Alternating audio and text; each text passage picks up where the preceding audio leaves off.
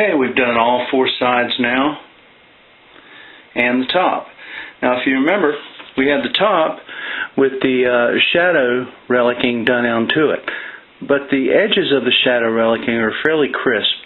In other words, I don't think it's all that believable quite yet. Okay? So what we're going to do is we're going to do a quick etch over top of the entire top. So once more, lay some tissue paper on top, paint a thin layer directly on top, and this will be the unplated as well as the unrelicked, plated and unplated portions, relicked and unrelicked portions together, okay? And it's just a real thin coating. We're just going to do the top again. Get all the wrinkles out as long as we are here doing this. Let's make it look good. And we're only going to leave this on a minute or two. We just want to just kind of soften the parts that we had taped off previously, and also kind of more depth to the other plate areas that we'd already relicked. Okay, it's been 2 minutes. If you look at the top of the humbucker, it's pretty dark, but that's not really indicative of what the surface is going to look like. So what we're going to do is we're going to peel off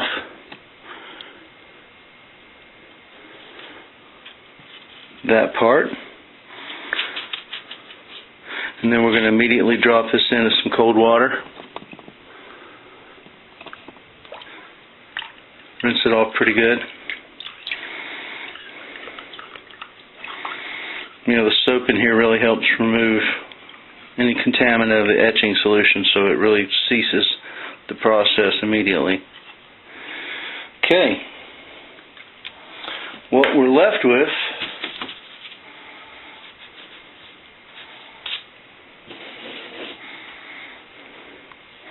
is a pretty good looking pickup cover.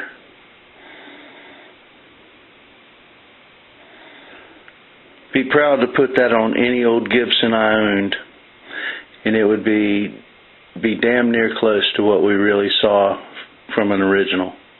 How cool is that, guys? The last thing I'm going to show you how to relic are things like these small pickguard screws. These are gold plated, but this process will work equally as well with both chrome and nickel plating. So let me show you a little trick about getting these things properly aged while retaining their functionality. Got a small cardboard box right here, nothing spectacular, just multi-laminate layer cardboard. We're going to take a screw, poke a little hole there for a starter, and then thread the screw into the cardboard. Okay?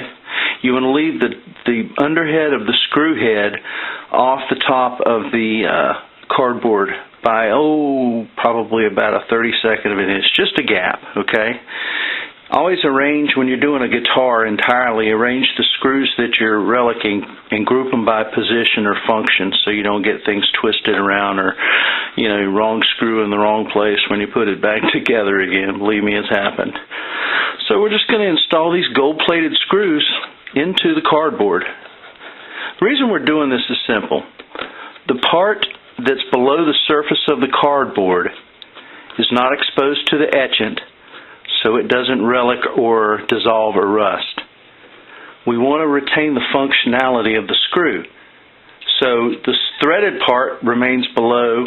It doesn't get any etching. It remains intact and in perfect condition. The only thing that ages is the head of the screw. If you look at a vintage guitar and you look at the screws, you'll see the threads on them mostly are brand new looking, whereas the head could be rusted, pitted, and generally has a patina to it. So we've got these 4 screws now that we're going to age. Take our trusty piece of single ply white tissue paper laid over top, and then using our etchant, we're simply going to paint the top of each screw head. There's 1, 2, 3, and 4. And that's as simple as it is. Once again, you'll start seeing oxidation. The tissue will start turning black. And eventually we'll pull this off. After inspecting it, make sure we've got the right degree of aging that we require. Pull the screws back out, wash them off with some water, and we should be good to go. I'll show you what that looks like in a minute. Here we are after about 10 minutes, and you can see the oxidation's really set in nicely. So we're going to call this. Go ahead and put them in some water and clean them up. Okay, so here are the screws when they're finished and dried. I know it's hard to see in this video, but the threads are intact and the gold plating on them is fairly good. And then when you get around to the head of the screw, you can see where the gold plating is starting to worn off and the patina's there. So this is a great way to do this. Recommended highly. The relicking process is more art than science.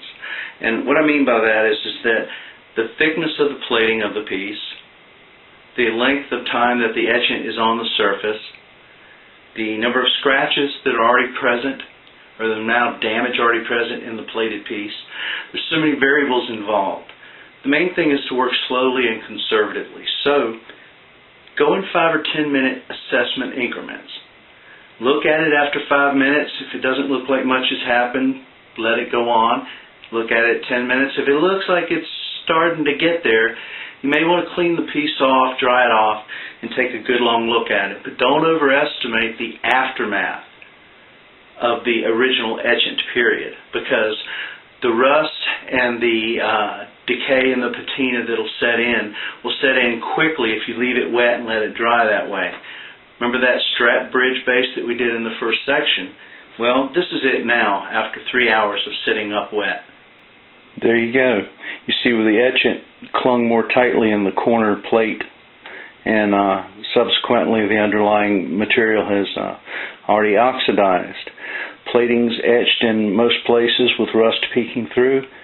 Scratches are accentuated, and that is a good vintage piece that'll only get better looking as you go. So don't underestimate working conservatively. Nickel, chrome, gold plate, and black anodized finishes are the 4 most common types of plating that you're going to find on guitar hardware. The processes that I've described and shown to you today really are going to work with most of them. However, work conservatively. Nickel, it seems to be the most fragile of the finishes. In other words, it seems to be most readily affected by the etchant solution. So your wait time between applying it and taking it off is going to be much sooner than, say, a really thickly chrome-plated neck plate or a strap bridge base. So use your eyes and common sense and reason when you're aging this stuff, because you can literally dissolve a metal piece into nothing given enough time in etchant solution. But if you do it right, the screw threads, don't age them. Springs, don't age them. Critical function mechanical parts, things like that that really matter, don't age them. But screw heads, bridge bases, saddle tops, things like that, lightly aged, add just more and more authentic vibe to a guitar, and it makes you feel more at one with the piece that you own. It's not an expensive solution, but be prepared to replace some hardware should you go a little too far with the etchant solution. Have fun with it. Write to me at willkelly@nc.rr.com. If you have any questions, and keep reading the column, keep reading Vintage Guitar Magazine, and keep on rocking.